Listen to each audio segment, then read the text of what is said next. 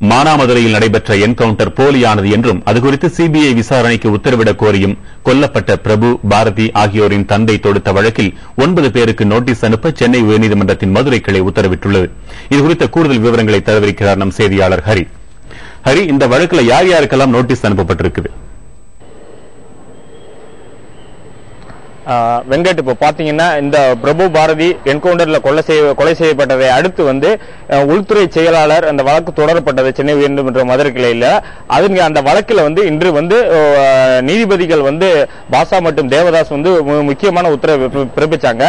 இவங்க மனுதாரரோட பதிலுக்கு இந்த கேள்விகளுக்கு பதிலளிக்கிறதுக்காக உள்துறை செயலாளர் மற்றும் சிபிஐ இயக்குநர்கள் மற்றும் வந்து காவல்துறை தலைவர் மற்றும் மதுரை மாநகர கமிஷனர் மற்றும் வந்து சிவகங்கை மாவட்ட எஸ்பி மற்றும் மானாமதுரை அண்ணாநகர் மதுரை மாவட்டத்தில் மதுரை நகரில் உள்ள அண்ணாநகர் காவல் ஆய்வாளர்கள் மற்றும் இந்த என்கவுண்டர் நடத்திய வெள்ளத்துறை, அதாவது தற்போது மானாமதுரையில டிஎஸ்பியா பணியாற்றிக் கொண்டிருக்கிற வெள்ளத்துறை மற்றும் வந்து அந்த இதுல சிபிஐ இயக்குநர்கள் ஆகியோர்கள் வந்து 9 பேரும் வந்து 4 வார காலத்திற்குள் பதிலளிக்க வேண்டும் என்று ஒரு உத்தரவு பிறப்பித்திருக்காங்க. மேலும் இந்த வழக்கு வந்து வருகின்ற ஜனவரி 7ஆம் தேதிக்கு ஒத்தி வச்சிருக்காங்க. வெங்கட், நீதிபதி தன்னுடைய பேச்சின் போது குறிப்பிடத்தக்க அளவில் என்ன சொன்னார்?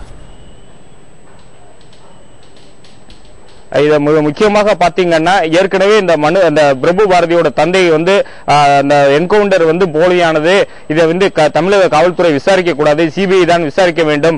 ஏனென்றால் ஆல்வின் சுதன் கொல்லப்பட்டதை அடுத்து வந்து பலிக்குப்படியாக நடைபெற்ற இந்த ஒரு என்கவுண்டர் போலியான என்கவுண்டர் நடத்தப்பட்டிருக்கிறது. அதனால தமிழக போலீசார் விசாரிக்க கூடாது என்று வந்து மனுதாரர் தரப்பு சார்பாக வாதிடப்பட்டது.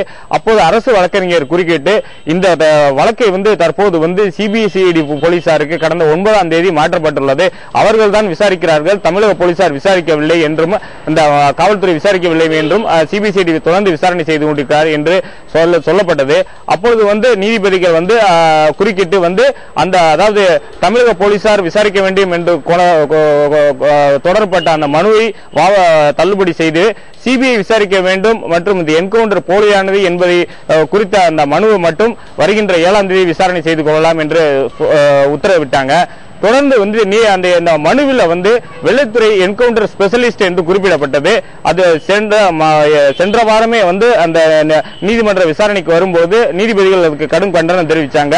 ஒரு அதாவது காவல்துறை அதிகாரியை வந்து இந்த மாதிரி வந்து புனைப்பெயரில் என்கவுண்டர் ஸ்பெஷலிஸ்ட் என்று குறிப்பிட்டு மனு தாக்கல் செய்யக்கூடாது, இந்த வார்த்தையை நீக்கிவிட்டு மீண்டும் மனு தாக்கல் செய்ய வேண்டும் என்று உத்தரவிட்டாங்க.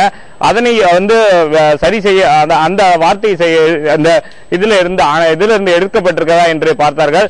தற்போது அந்த வார்த்தை வந்து நீக்கப்பட்டிருக்கதை மனுதாரர் வழக்கறிஞர் உறுதி செய்ததை அடுத்து இந்த மனுவை ஏற்றுக்கொண்ட நீதிபதிகள் வருகின்ற 7ஆம் தேதி விசாரணை செய்து கொள்ளலாம் என்று அந்த வழக்கை ஒத்திவைத்தார்கள். அந்த என்கவுண்டர் சம்பவத்தை சுருக்கமா சில வரிகளில் சொல்லுங்க. அந்த என்கவுண்டர் சம்பவம் பாத்தீங்கன்னா கடந்த அக்டோபர் மாதம் 27ஆம் தேதி மருதுபாண்டியர் குரு விஜய் விழாவுக்கு செல்லும் வழியில வந்து தகராறு ஏற்பட்டதை விசாரிக்க சென்ற எஸ்ஐ வந்து தீர்ப்பாச்சத்தி சார்பு ஆய்வாளர் ஆல்வின் சுதன் குத்தி கொலை செய்யப்பட்டார். அதனை அடுத்து வந்து பிரபு பாரதி உட்பட 36 பேர் மீது வழக்கு பதிவு செய்யப்பட்டு கைது செய்யப்பட்டு மதுரை மத்திய சிறையில் அடைக்கப்பட்டாங்க.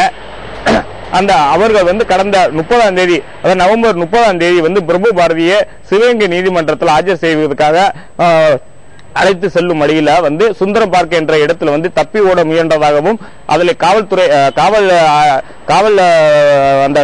காவலரை அடித்துவிட்டு தப்பி ஓட முயற்சி செய்ததாகவும் தப்பி விட்டார்கள் என்று கூறப்படுகிறது. தொடர்ந்து மானாமதுரை அருகில் உள்ள அந்த பகுதியில் கால்பிரபு என்ற பகுதியில் வந்து போலீசார் அதாவது வெள்ளத்துறை ஆகியோர்கள் வந்து அங்கு சென்ற போது வெடிகுண்டை வீசி அவர்கள் மீது தாக்குதல் நடத்தியதாகவும் மேலும் வந்து அப்பொழுது வந்து அவர்களை தற்காத்துக் கொள்ள இவர்களை வந்து 2 பேரையும் சுட்டுக் கொன்றதாக வந்து காவல்துறை தரப்புல கூறப்பட்டது. இதே தொடர்ச்சியாக வந்து இது வந்து வேண்டுமென்றே வந்து அவர்களை வந்து கொலை செய்திருக்கிறார்கள். தொடர்ந்து எங்களுக்கு நீதி வேண்டும் என்று வந்து இந்த வழக்கு சென்னை உயர்நீதிமன்ற மதுரை கிளையில தொடரப்பட்டிருக்கிறது. உங்களுடைய விரிவான தகவல்களுக்கு நன்றி ஹரி.